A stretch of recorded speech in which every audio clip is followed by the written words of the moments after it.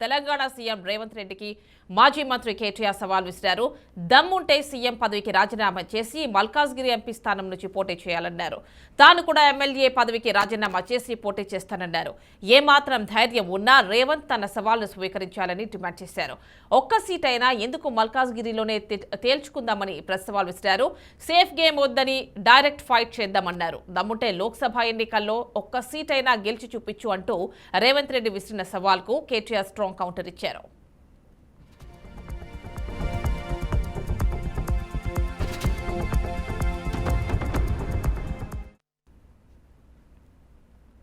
భరోసా start 70 లక్షల రైతుల ఖాతాల్లో డబ్బులే నేను కూడా అడగవచ్చు. మగాడికి అయితే మహాలక్ష్మి స్టార్ట్ చేయి, 1,67,00,000 మంది ఆడబిడ్డలు ఉన్నారు, నెలకు 2,500 ఇస్తానన్నా స్టార్ట్ చేయి, నేను కూడా అడగవచ్చు. కానీ నేను ఇవన్నీ ఏమనట్లేదు. ఒక్క సీట్ అయినా గెలవము అనే మాట మాట్లాడే కదా. నీకు నిజంగానే దమ్ముంటే రేవంత్ రెడ్డి గారు, నేను సవాల్ చేస్తా ఉన్నా, నేను నా సిరిసిల్ల ఎమ్మెల్యే పదవికి రాజీనామా చేసి వస్తా. నువ్వు నీ ముఖ్యమంత్రి పదవికి, కొడంగల్ ఎమ్మెల్యే పదవికి రాజీనామా చేసిరా.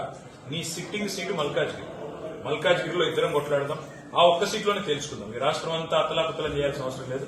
ఆ ఒక్క సీట్లోనే నేను వస్తాను మా పార్టీ తరఫున, నీ తరఫున నువ్వురా, నీ కాంగ్రెస్ పార్టీ తరఫున అక్కడ తప్పకుండా తేల్చుకుందాం. ఎందుకంటే ఒక్క సీటు గెలవను అని మాట్లాడుతున్నాం. మరి నీ మల్కాజ్గిరి పార్లమెంట్ సీట్లో అసలు ఎన్ని ఎమ్మెల్యేలు గెలిచింది కాంగ్రెస్ పార్టీ?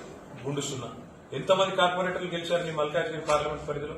కాబట్టి గెలుపు ఓటములు అనే వాటిని పట్టుకొని దాన్ని ఎక్కువగా ఊహించుకొని తన శక్తి సామర్థ్యాలు తాను ఎక్కువగా ఊహించుకొని ఇవాళ మాట్లాడుతున్న రేవంత్ రెడ్డి గారికి నిజంగానే ధైర్యం ఉంటే, నిజంగానే దమ్ము ఉంటే, తెగువ ఉంటే నువ్వురా, కొడంగల్ ఎమ్మెల్యే పదవికి రాజీనామా చేయి, ముఖ్యమంత్రి పదవికి రాజీనామా చేయి. మన మల్కాజ్గిరిలో నీ పార్టీ అభ్యర్థిగా నువ్వురా, నేను కూడా నా ఎమ్మెల్యే పదవికి రాజీనామా చేసి నేను కూడా వస్తాను. అక్కడే తెచ్చుకుంటాను.